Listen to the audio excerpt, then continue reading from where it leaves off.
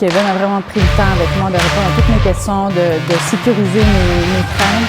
Quand on a des questions, il est toujours là pour répondre, vraiment, peu importe à quelle heure il tourne. Je suis vraiment en confiance pour les prochaines étapes avec mon cabinet.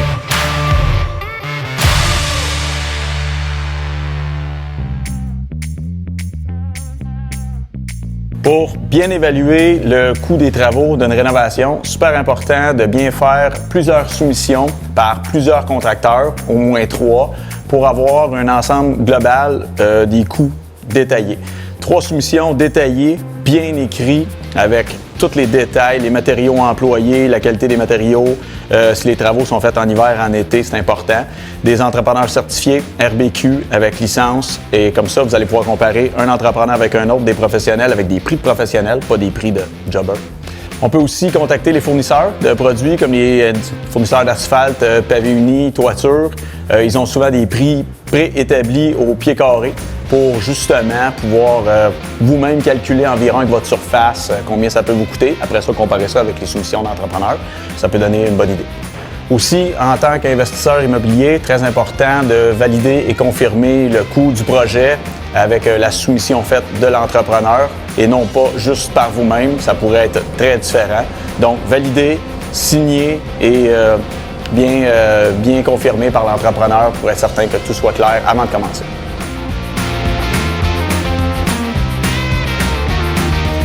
Pour éviter les malentendus et de se faire avoir avec un entrepreneur général, très important. Étant moi-même entrepreneur général, je vous dirais ceci.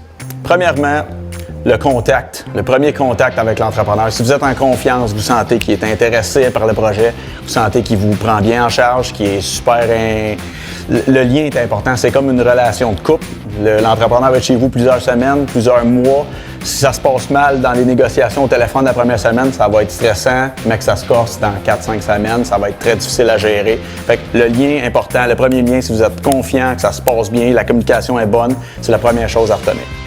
Deuxième chose importante, vérifier les références des anciens jobs, les anciens clients. S'il a été référé par un ami ou un client, vous pouvez l'appeler, vérifier si ce gars-là est solide, si ce gars-là a une belle réputation, si sa compagnie est belle. Vous pouvez vérifier sur le site de la RBQ s'il y a des plaintes, s'il a déjà fait des réclamations à son sujet, parce que la RBQ englobe des assurances contre la fraude et ces choses-là, on peut vérifier en ligne. Troisième chose importante, un entrepreneur RBQ certifié avec toutes les assurances nécessaires. C'est important. Avec ça, vous avez des recours. Si jamais ça se passe mal, la job n'est pas finie, il se pousse avec votre dépôt, quoi que ce soit. Il y a toujours une couple de recours. Il y a des cautionnements antifraude que l'entrepreneur doit verser. Donc, vous avez des recours pour vous faire rembourser ou vous faire dédommager de quelque façon, c'est possible. Tandis qu'un entrepreneur, un jobber, pas de licence, pas rien, vous n'avez rien, vous pouvez aller aux petites créances, mais bonne chance. Ça se peut que ça se passe pas bien et que vous perdez des sous là-dedans. Au moins, un entrepreneur certifié, vous avez beaucoup plus de chances que ça se passe bien. Dernière chose, en tant qu'investisseur immobilier, pour engager des gens pour faire vos travaux, si vous les faites vous-même, c'est une chose. Si vous faites affaire avec des professionnels, c'est une chose. Quand vous êtes propriétaire occupant de votre maison, que c'est notarié à votre nom, que vous êtes propriétaire, c'est chez vous, vous devez engager quelqu'un qui est RBQ. Ça, c'est le minimum que vous devez avoir. Si c'est des appartements locatifs, vous achetez un 6 logements, vous rénovez les 6 logements, ils sont loués. Si c'est un immeuble commercial, un dépanneur, peu importe, tout ce qui est locatif, commercial, institutionnel, ça nécessite des CCQ. Ça prend un contracteur qui est RBQ et CCQ, la Commission de la construction du Québec, qui est une branche.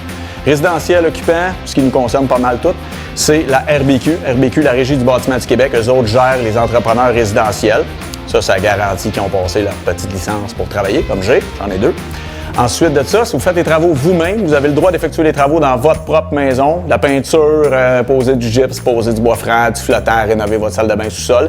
Vous pouvez faire pas mal tous les travaux vous-même, avec vos mains. Vos amis non rémunérés, très important. Vous n'avez pas le droit de payer le monde, mais vous avez le droit d'avoir des amis qui viennent vous aider gratuitement. Payez-les pas. Mais vous n'avez pas le droit de faire électricité, plomberie. Ça doit être transmis à des professionnels parce que c'est les seuls corps de métier qui sont vraiment comme régis puis qui sont encadrés. Alors la plomberie, un plombier certifié. L'électricité, un électricien certifié. Vos planchers flottants, votre peinture avec des chums un samedi. Tout est parfait avec ça ou vous-même. À part ça, tout est correct. En terminant, très important, soyez bien impliqués dans vos travaux, faites vos devoirs. Et puis, bonne chance dans tous nos travaux. Moi, je m'appelle Patrice Chevary, de Détail Final Incorporé. Je suis entrepreneur général. Je travaille beaucoup avec Kevin, avec ses élèves pour le moment. Plusieurs projets en route et à venir. Ça se passe super bien. Alors, bonne chance dans vos rénaux. On se revoit bientôt.